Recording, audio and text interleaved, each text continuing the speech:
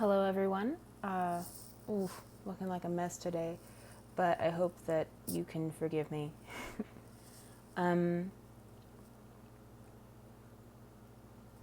so, I didn't record a podcast yesterday, or the day before, or on Monday when I said I was going to. I didn't, therefore, edit a podcast, and I owe you. And so, this is me telling you a bedtime story unedited. This is a fill in the blank story, which was recommended by Becky. Thanks, Becky. You're one of my favorite fans. So, anyway, here we go. Hello, everyone, and welcome to Unrelated to Bears and Tombstones, the bedtime story podcast where I share with you a wholesome quote, tell you a story, and avoid the two forbidden subjects. Here we go. I hope you don't mind if I video while we chat. You're looking fabulous today, by the way. The fill in the blank story had 4 categories. We've got name, Chris, vehicle, which was, I believe, a Jeep, a job, which was a hip-hop dancer, and a animal, which was a very cute moose. But before we get started, I have a wholesome quote. The wholesome quote is, "Gus, don't be a silly goose." Sean Spencer from Psych Season 1. Which season? I actually don't know which season that was in. Regardless, it was definitely Sean Spencer who said that. Anyway, here's a story of Chris. Chris was an aspiring hip-hop dancer. She was studying as a freshman in college and had been studying dance for many years already. She really loved the form and flow of hip-hop. She had studied various forms of dance, and it was the one that really spoke to her. Unfortunately, she was kind of middle of the pack when it comes to dancing, and that's not where you want to be. When you're a freshman in college, you do not want to be middle of the pack with the other freshmen in dance. You want to be ahead of the pack, because that's how you actually get into dancing. It's a very competitive field. So that was a struggle for her. And she was pretty stressed out and had been practicing nonstop since she started school. As the fall break was coming, a lot of her friends had decided that they wanted to go to Canada for a trip. And she decided she really needed a break, so she was going to go too. So they drove up to Canada, the 4 friends, and they drove in one of the friends' little Jeep, which is not the best travel vehicle, but it was the newest vehicle among all the friends' cars, so it was the one they felt safest in.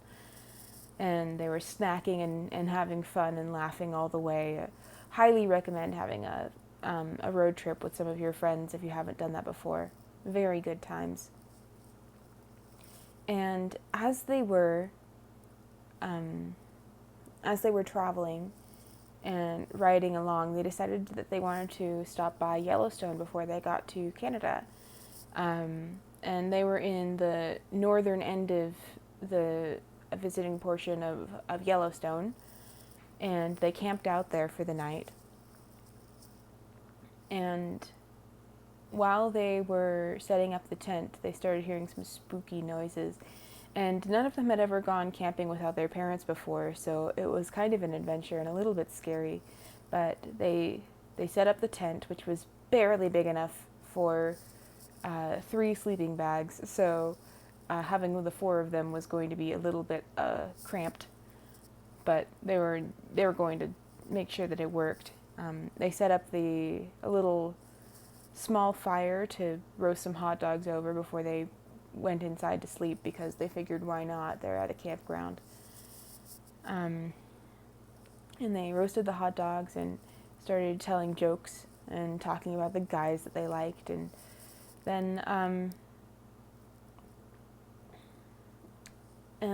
then they put out the fire and finished the hot dogs, put the food away into the car, and went away to sleep. And halfway through the night, Chris just couldn't seem to fall asleep because the ground was a bit too rocky and they hadn't gotten any padding for under the sleeping bags, and it was just kind of rough. And she heard something large in the campsite. And this was kind of a remote campsite. This wasn't one of the more common places to camp. So, and it was cold. So there weren't as many campers. And she heard the blundering. She heard the walking about. And she's sitting up for like half an hour trying to figure out what the sound is. And she finally decided to poke her head outside. She knew she wasn't going to get any sleep. And she wasn't driving first tomorrow, so maybe she could sleep in the car, who knows. But if she couldn't sleep laying down, she doubted she'd be able to sleep in a car full of boisterous girls. But she poked her head out of the tent window, opening it just enough so that she could see without letting the cold air in. And what she saw, poking around, bumping its nose into their car, was a baby moose. It was massive. She had no idea baby moose were so big. And she was equally parts awed and scared because she knows moose are dangerous. And she hadn't expected to ever get this close to one. It was like 10, 15 feet away. Not far at all. And then walking up behind it is another adult moose, probably the mom, walking up behind and looking on the alert for predators or scary things. Chris was very startled. She poked her head back into the tent, zipped it up as quietly as she could, and laid down, just thinking about that. She didn't get much sleep that night, but she was able to rest a bit. But when they woke up in the morning to pack up, when they looked outside, there were 4 moose in their campsite, all interested in whatever was going on with their car, which was probably the smell of the hot dogs from the night before. And that just really scared Chris when she started seeing these Meesen gathered around their car. She whispered to everybody, don't get out of the tent. Don't get out. But they had to leave. They wanted to get to Canada before lunch.